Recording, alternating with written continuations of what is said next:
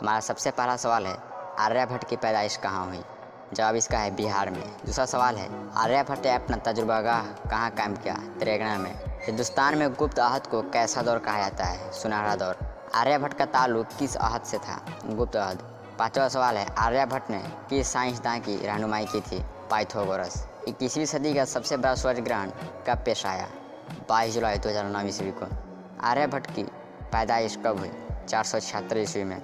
आर्यभट्ट की पैदाइश कहाँ हुई? पटना के मगरी में, खगोल में। नासा का कौन सा साइंसदान तेलंगाना में आया था? जे एंडरसन।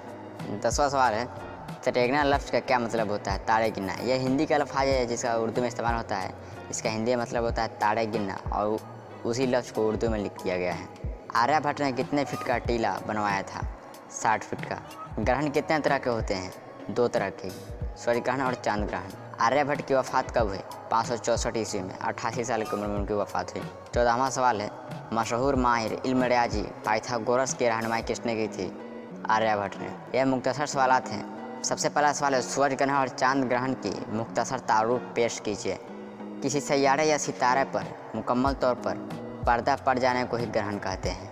चांद का साया जब सूरज पर पड़ जाता है तो उसे सूरज ग्रहण कहते हैं, और जब सूरज का साया चांद पर पड़ता है तो उसे चांद ग्रहण कहते हैं। दूसरा सवाल है, आर्यभट्ट की जाए पैदाइश और तारीख पैदाइश पर रोशनी डालिए।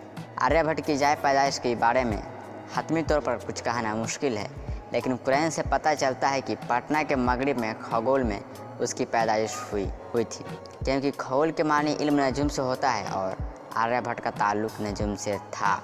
उनकी पैदाइश 476 ईस्वी में हुई। तीसरा सवाल है, तेलंगाना के महल वक्फू पर 5 जुमले लिखिए। तेलंगाना के महल वक्फू को देखकर यह पता चलता है कि यहाँ सालों भर आसमान में फिजा साफ रहती है। यहाँ से मुकम्मल निजाम शम्सी की तहकीक करना नस्बतन आसान है। ऐसा माना जाता है कि तेलंगाना में बारिश नहीं होती। इन सब खूबियों के बावजूद ही आर्यभट्ट तेलंगाना को मुंतखब किया और 60 फीट का बुलंदी का टीला बनाया, जिस पर बैठकर रात को तारे और सितारे के बारे में तहकीकी काम किया करते थे। चौथा सवाल है, 2009 के सूरज ग्रहण की अहमियत बयान कीजिए। 21वीं सदी का सबसे बड़ा सूरज ग्रहण 22 जुलाई 2009 को पेश आया। उसकी अहमियत इसलिए भी बढ़ गई कि ऐसा सूरज ग्रहण 1 सदी के बाद ही वाक़ा होता है। इस सूरज ग्रहण को देखने के लिए मुल्क और बैरून मुल्क से साइंसदान तेलंगाना में जमा हुए थे। तो इसे पढ़ने के लिए आप हमारे वेबसाइट www.findaml.blogspot.com पर विजिट कर सकते हैं। अगर हमारा वीडियो अच्छा लगा तो वीडियो को लाइक करें और इस तरह के एजुकेशन वीडियो तो हमारे चैनल को सब्सक्राइब करें। और इसमें कोई भी दिक्कत हो तो आप हमारे चैनल पर कमेंट कर सकते हैं और अपना जवाब पूरी तरह से पा सकते हैं।